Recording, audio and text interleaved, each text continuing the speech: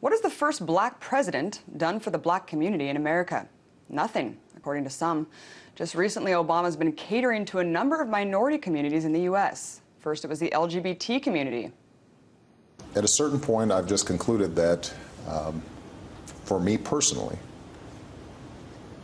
it is important for me to go ahead and affirm that I think same-sex couples should be able to get married. Then it was the immigrant community. This is a temporary stopgap measure that lets us focus our resources wisely while giving a degree of relief and hope to talented, driven, patriotic young people. It is the right thing to do. So what about African Americans?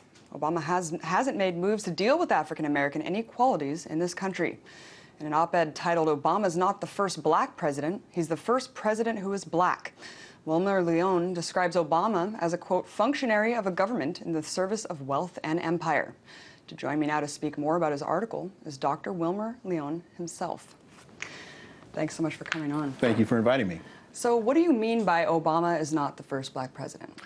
Well, what I mean by that is, as I say in the article, that a black president would have come to the Oval Office with a black agenda. He would be using his bully pulpit to articulate and advocate for positions and issues that are specifically relevant to the African American community. For example, disproportionate levels of incarceration in this country, disproportionate levels of poverty in terms of the black community in this country, healthcare issues that are specifically targeted to the African American community. As the first president who is black, President Obama is focused more on the national agenda as the President of the United States, as a functionary of the United States government, as opposed to an individual who came to the Oval Office with an agenda that was created or designed to specifically target issues in the African American community. And I want to be very clear and say that, as I say in the article, that this has everything to do with policy. It has everything to do with an agenda and has absolutely nothing to do with the person or personalities. And you also mentioned in your article the NDAA, extrajudicial assassination, yes, and also Guantanamo Bay. Yes. How is that part of the black agenda?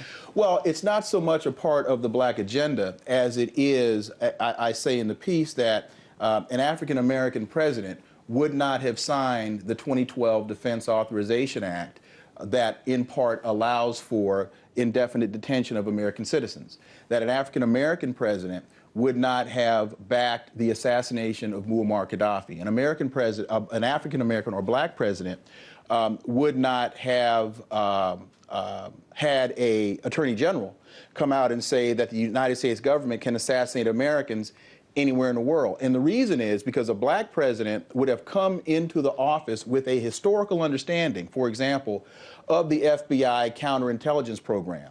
A black president would understand how the United States government infiltrated civil rights organizations in the 60s and undermined the efforts of the civil rights organization. He would understand how the government has been used over time to undermine efforts for civil rights and civil liberties by African American organizations. So having that historic understanding, he would be less inclined to support legislation or support ideas that would enable the government to engage in those types of behaviors today. Do you think that he doesn't have a historical understanding of what has happened in the civil rights era and also? Well, I'm sure that President Obama, particularly being a constitutional scholar, is very much aware of that history. But again, because he does not bring that agenda into the Oval Office, that's not what is controlling his thought process. That is not what is controlling his vision. He is more concerned with, as he says, he's the president of everybody. And also, I want to be very clear to say, I'm not saying that he should bring this to the Oval Office. I'm making the observation that he has not. And that it's very important at the end of the day, what I believe the African American community needs to understand. That is, if we as a community, if we as an interest group are looking to have our issues addressed, then we have to make it happen. We have to do, as Roosevelt said to A. Philip Randolph in 1936. He said, yes, Mr. Randolph, I agree with you. Go out and make me do it. I think there are too many of us in the African American community that are sitting idly by waiting for President Obama to do what we believe needs to be done, instead of being in the streets as the gay and lesbian community has been, being in the streets as the Hispanic community has been. We need to be in the streets championing our issues the same way that other organizations, such as AIPAC.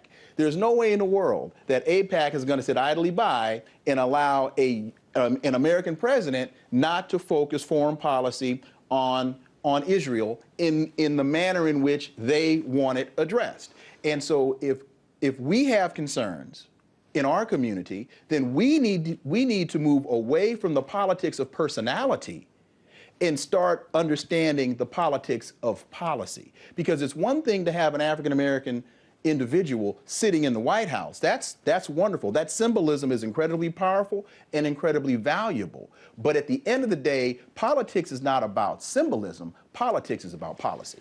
Wilmer, are you surprised, though? I mean, Obama didn't really grow up in any relation to the black culture. He didn't grow up in the ghetto. He's always been a very privileged man with a rich family. Are you surprised at him kind of evading really honing in on the focus of the African community? Well, first of all, the African American community is much more diverse than urban, and President Obama did not grow up wealthy. He was born to a single mother. He grew up, his mother worked a number of jobs. He grew up with his grandparents.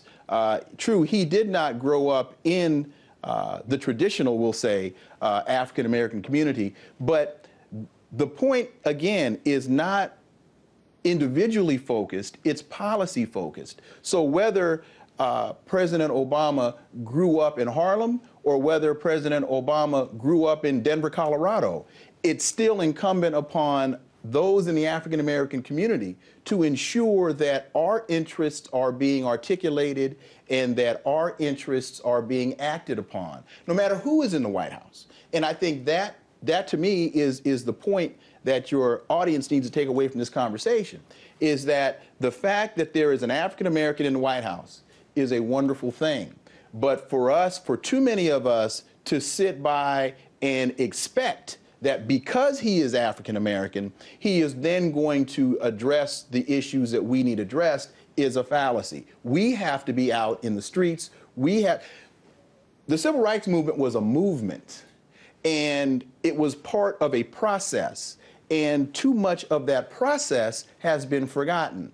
And so now, because we have had the 64 Voting Rights Act, the 64 Civil Rights Act and the 65 Voting Rights Act, we think that progress that progress has been made, and that so now we don't need to engage in those politics anymore. But now is the definite time that we need to, as we see the rise of the Tea Party, as we listen to Mitt Romney, as we see that Ryan's budget is looking to cut social programs. We have to be in the streets advocating, championing, ensuring that our interests are addressed instead of expecting that someone is going to do them for us. So what would you say to people who look at Obama and say, I voted for him because he's black, because that in itself is just such an iconic symbol of progress across the world that we elected the first African-American president, and I will continue to vote for him just because he is black, even though he's not really making any overtures to change policy? That I would say you get what you vote for.